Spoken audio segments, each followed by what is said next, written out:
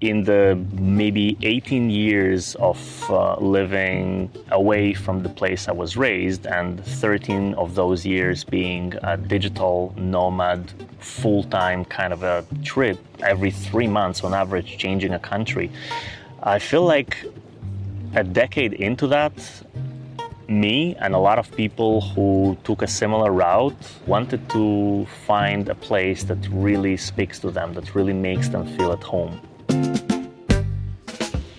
It seems to be a new pattern in the Nomad Summit podcast, sitting on a sailboat after a week of sailing together and interviewing a Ukrainian.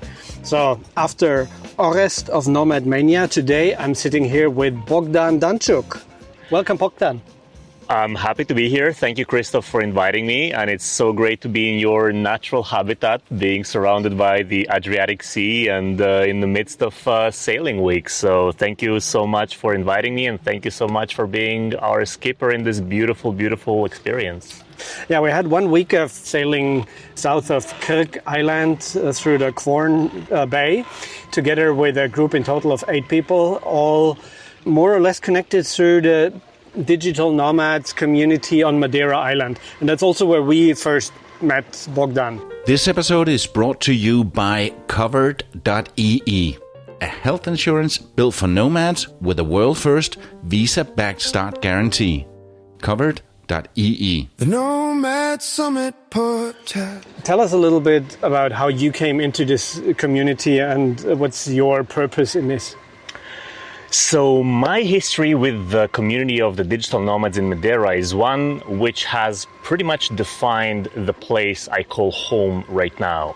So one of the big privileges a person can have in life, at least to the way I see my purpose in settling somewhere, is becoming a part of emerging the community in the place that you're integrating towards. So it's not just about finding a place, it's about creating a place.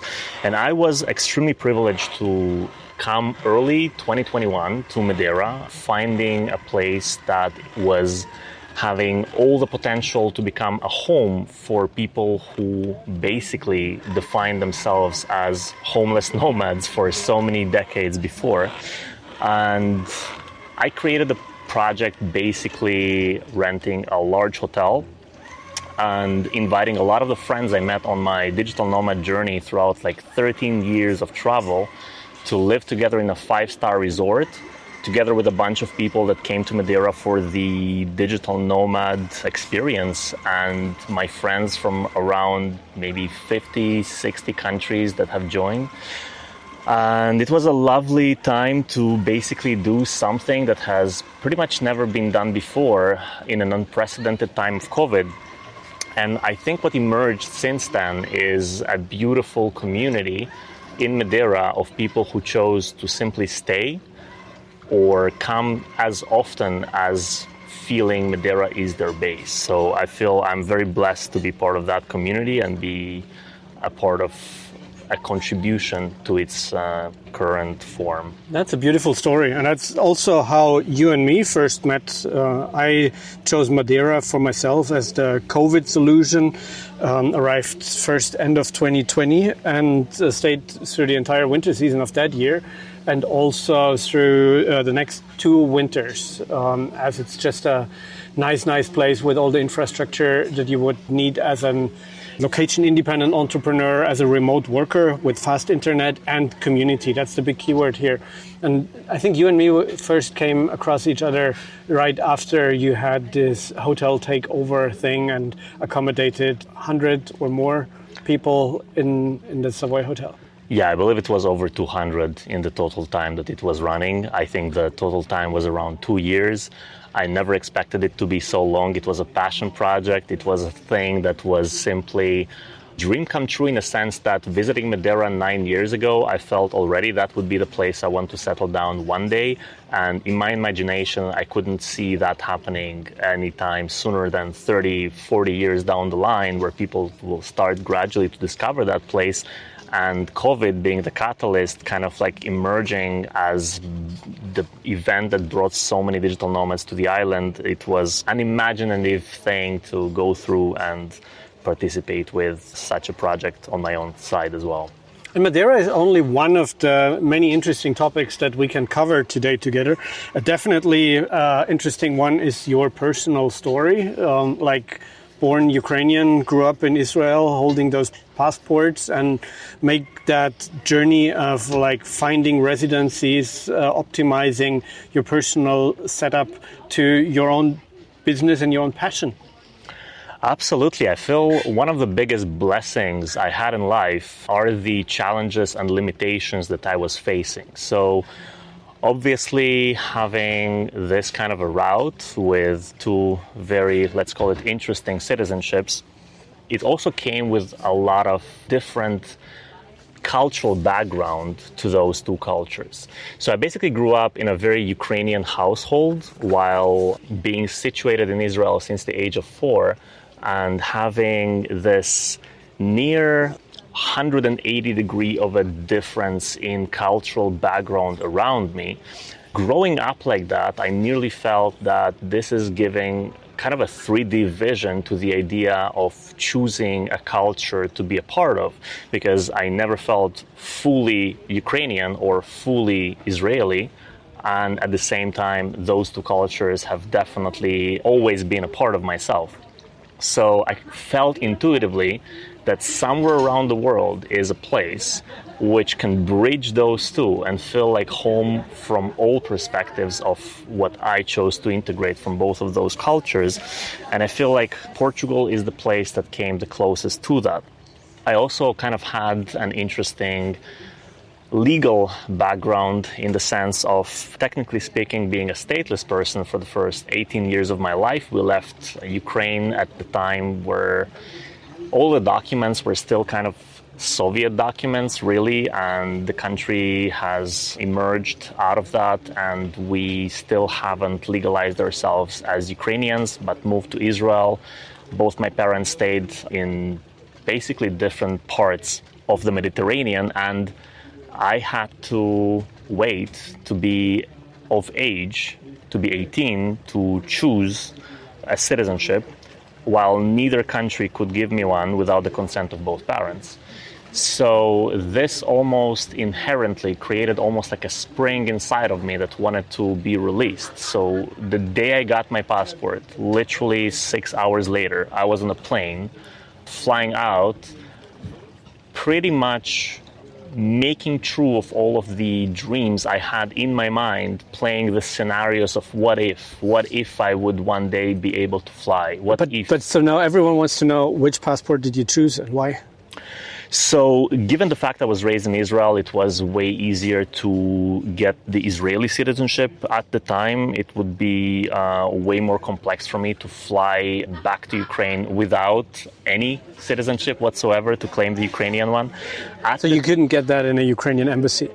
It was challenging, yes. At the time, it would basically mean getting a piece of paper that would allow you to fly one direction, not knowing if you can ever come back to the place where my rest of the family is. So it wouldn't be an option, given also my age. I was basically 18 at the time. And yeah, I think the fact that Ukraine at the time had only a single citizenship policy, which, by the way, June 18th this year was such an exciting piece of news of that changing completely.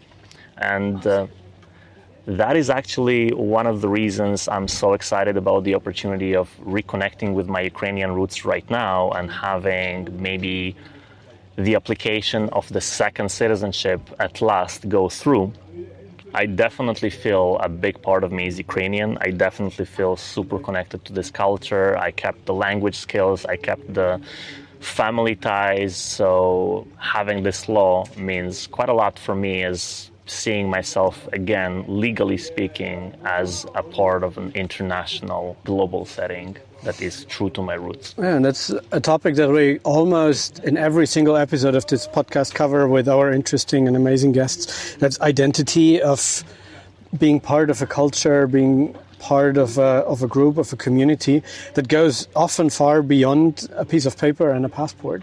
But it's something that, especially the more you become location independent in terms of your job, you don't need to go to any local office in a city anymore. You choose where you want to be, but at the same time, you have this connection to your roots or to your new chosen roots in a new place. Absolutely. And, part of the journey of rediscovering this identity, of not having it easy, to fight for each of the citizenships I have, and also embarking on a journey of maybe looking for a third one, which would be the closest to the combination of the two. And then again, being on a journey of being integrated and getting to be a part of that new third community, which is my case, is Portugal, which I'm super keen and eager to be an official citizen and a part of that country, which nowadays I feel represents and resembles the most kind of my current chosen third identity. Also made me really part of this entire sovereign individual community, basically meaning citizenships, residencies, setups, taxes.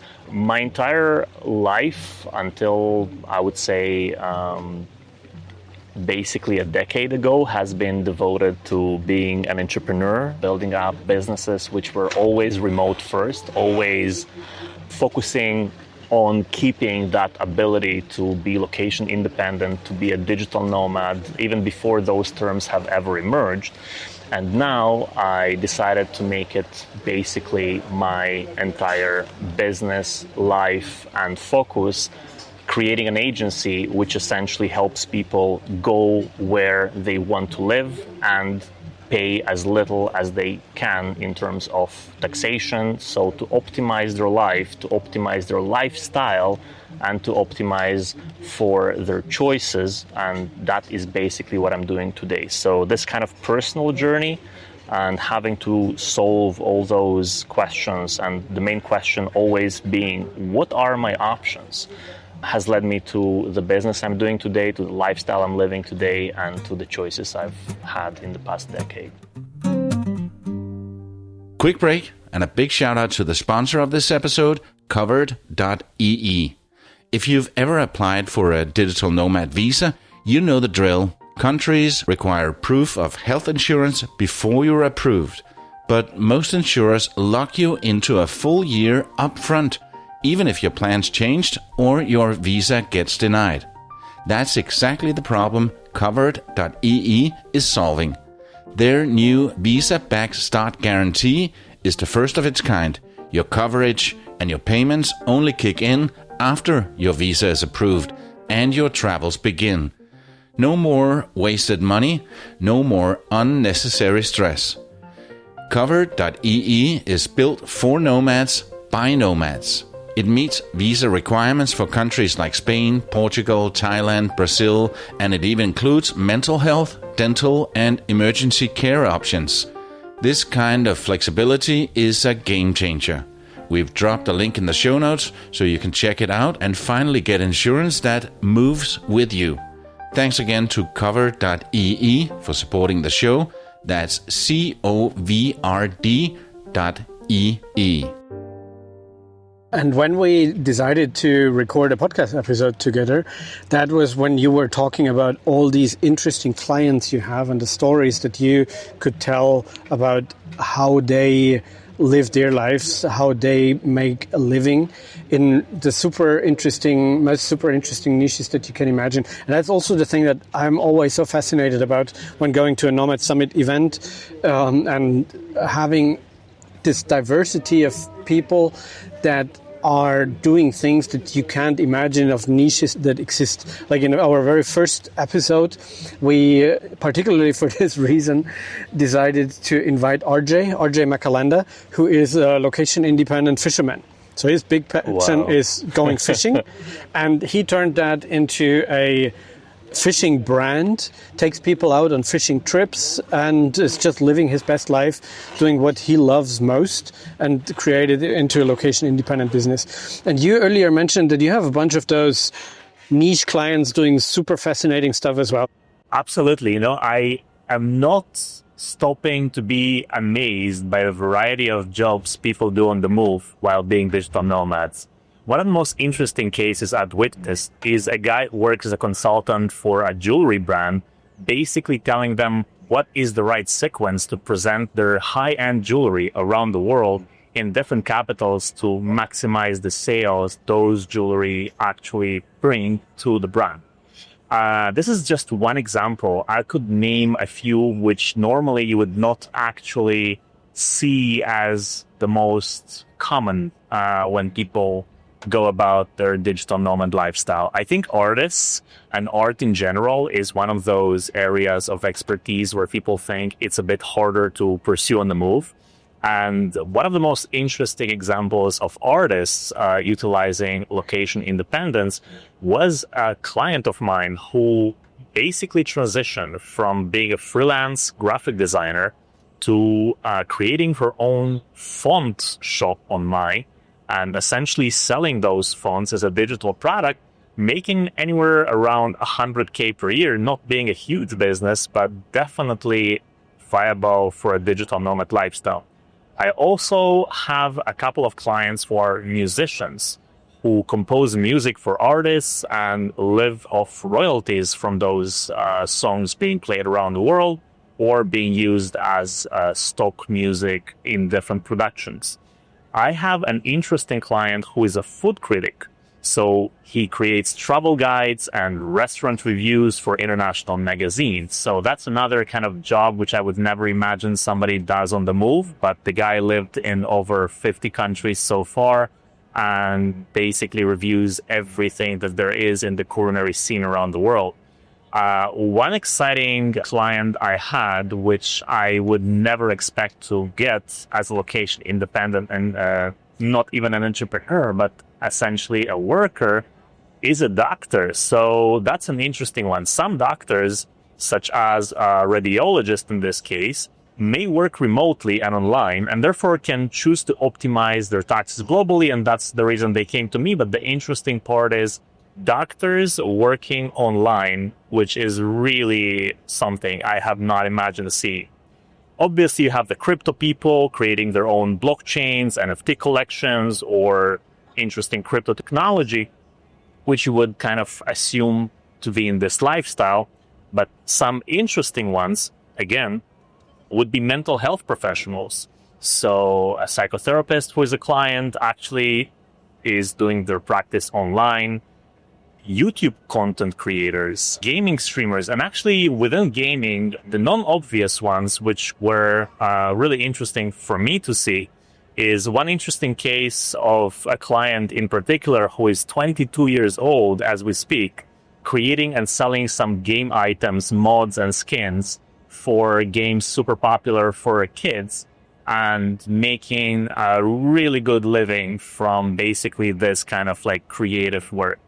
There's a guy who created an online fitness program for gaming and for gamers. So that is another option which combines both being a coach, a fitness trainer, and a gaming niche entrepreneur, which I would not actually expect. And yes, this is also one of the clients that I have had the pleasure to work with. Obviously, many people are actually doing traditional brick and mortar, which people saying could not be associated with a digital nomad lifestyle. And I was surprised actually to see quite a few business owners which don't just open a restaurant, but have a chain, have a franchise, and they live a location independent lifestyle while sometimes visiting new locations to prospect or managing the existing ones. I see a lot of interesting retreat organizers, be it in the spiritual or business areas, and those guys kind of live digital nomad lifestyle that is tied to the locations where those retreats hold place. But at the same time, I see a trend of them still choosing place to call home which is a convenient spot to facilitate those retreats from and fly around the world to facilitate them. Definitely the list of options doesn't stop to amaze me. Yeah, super interesting. And that's also one of the main reasons for me to visit events like the Nomad Summit, where you see this diverse group of people that are having these most interesting jobs and niches where you wouldn't even think about. Sometimes, for me at least, it's the small projects which change one person's life fully that are even more inspiring.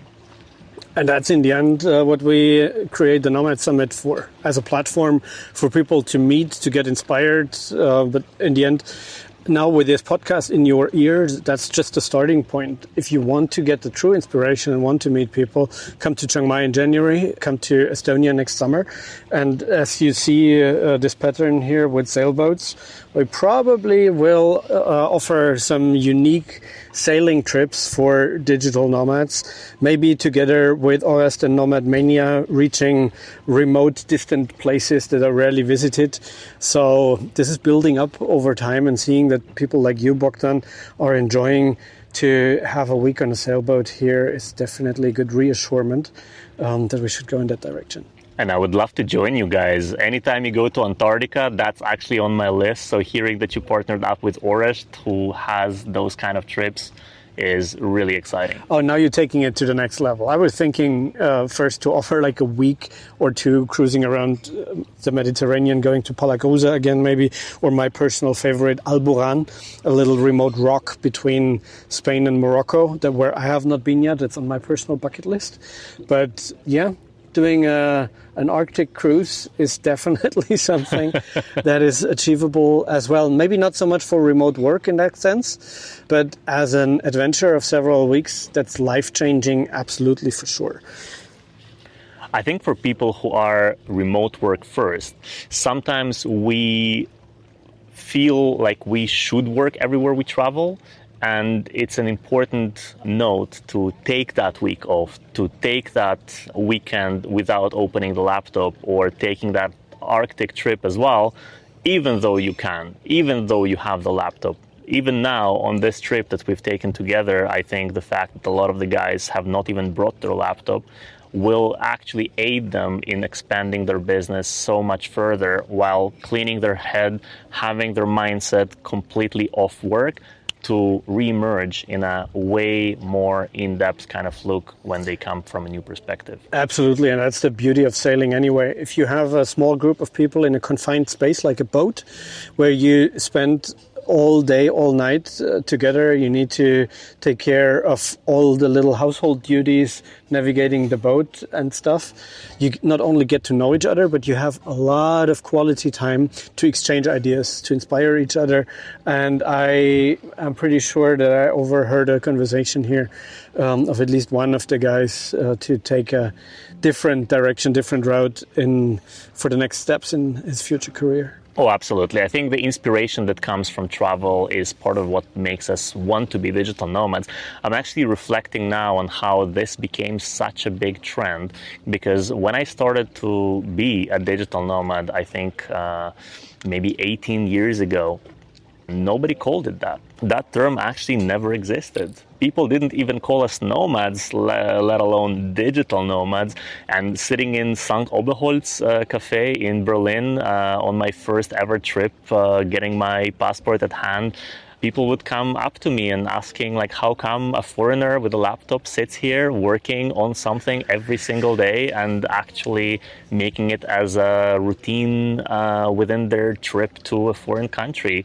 That's pretty interesting, because that's around the time when I heard the term myself for the first time, when I was actually living in Berlin at the same time. And I was also working from St. Oberholz once in a while. So we might have met there in, what was that, 2008, 9, 10, 11, so those years, where it was more a type of a trend of people just not working from an office, but living in the same city. So there was a lot of Berliners who just came to St. Oberholz to work from there with a laptop.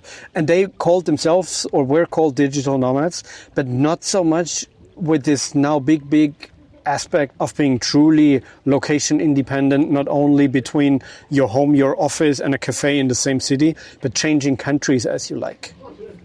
Absolutely. I think at that time it was even easier to meet like-minded individuals simply for the fact that 95% of cafés and restaurants in Berlin, first of all, wouldn't let you sit with a laptop, and secondly, wouldn't even have Wi-Fi. So St. Oberholz definitely at that point of time was maybe like kind of the mecca of the digital nomadism without calling it that in Germany.